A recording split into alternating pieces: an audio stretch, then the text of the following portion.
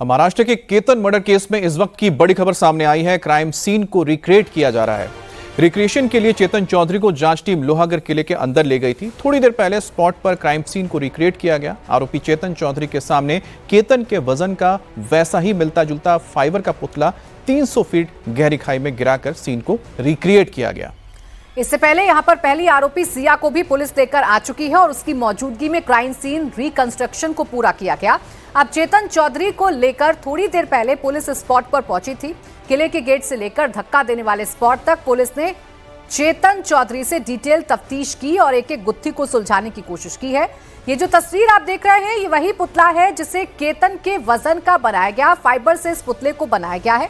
दरअसल पुलिस एक एक बारीकी का पता लगाने की कोशिश कर रही है। केतन की हत्या हुई तो कैसे हुई थी, किन हालातों में उसे धक्का दिया गया, किस एंगल से उसे धक्का दिया गया, इसलिए बार बार सीन का रिक्रिएशन किया जा रहा है। पहले सिया को लेकर पुलिस पहुंची थी मौका वारदात पर और अब चेतन चौधरी को लेकर भी पुलिस मौका वारदात पर पहुंची है।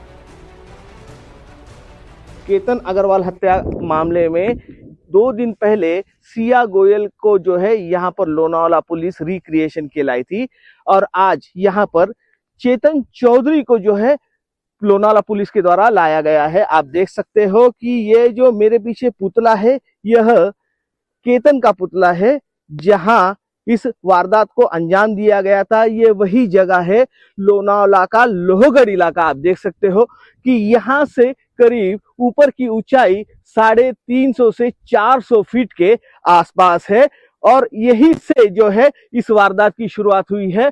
ऊपर का जो हिस्सा है वहां से ही सिया और चेतन ने केतन को नीचे ढकला था। आप देख सकते हो कि ये जो फाइबर से बनाया हुआ पुतला है, यह पूरी तरह से यहाँ पर चूर चूर होता हुआ दिखाई दे रहा है।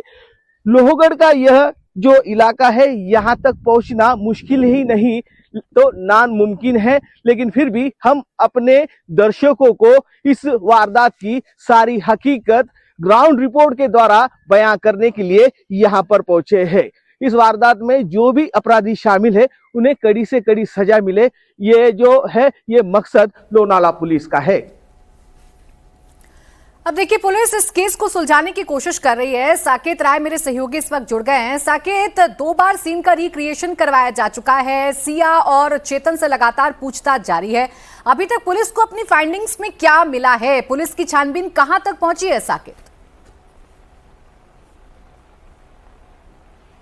देखिए, ये केस अपने आप में बहुत ज़्यादा हाई प्रोफाइल है। यही कारण है कि पुलिस इसमें फॉरेंसिक साइंस के जितने भी न्यू टेक्नोलॉजीज हैं उनका उपयोग कर रही है। अब सीन का बार बार रिक्रिएशन इसलिए हो रहा है क्योंकि इस पूरे केस को लेकर लोनावाला पुलिस गेट एनालिसिस नाम की एक फॉरेंसिक प्रक्रिया है जिसका इस्तेमाल कर रही है। अब सवाल उठता है कि ये गेट एनालिसिस असल में है क्या। दरअसल अगर आप देखें तो इस पूरे केस में जो सबसे पहला सीसीटीवी ग्रैब निकलकर सामने आया था वो था चेतन चौधरी का। चेतन चौधरी ने गर्मी के मौसम में हुडी पहन रखी थी जिससे पुलिस को शक हुआ और उसके बाद इस केस का खुलासा हुआ। लेकिन सवाल ये उठता है कि जिस जगह पर अगर आप लोहगढ़ फोर्ट पर जाएं तो उस फोर्ट पर कहीं भी ऐसा कोई सीसीटीवी नहीं है जहां से केतन अग्रवाल को जब धक्का दिया गया हो तो वो कोई सीसीटीवी कैमरे में ग्रैब हुआ हो या फिर कोई कैमरे में कैद हुआ हो, क्योंकि वो एक ब्लाइंड स्पॉट था। तो ऐसे में पुलिस के ऊपर सबसे बड़ी जिम्मेदारी थी कि चेतन चौधरी का जो हाव भाव है, जो चलने का तरीका है, जो सिया ने उस जगह पर जो सीसीटीवी फुटेज में जो शामिल हुआ हो, उन सब के जरिए इस गेट एनालिसिस प्रक्रिया का जो है वो इस्तेमाल किया जा रहा है और इसी आधार पर पुलिस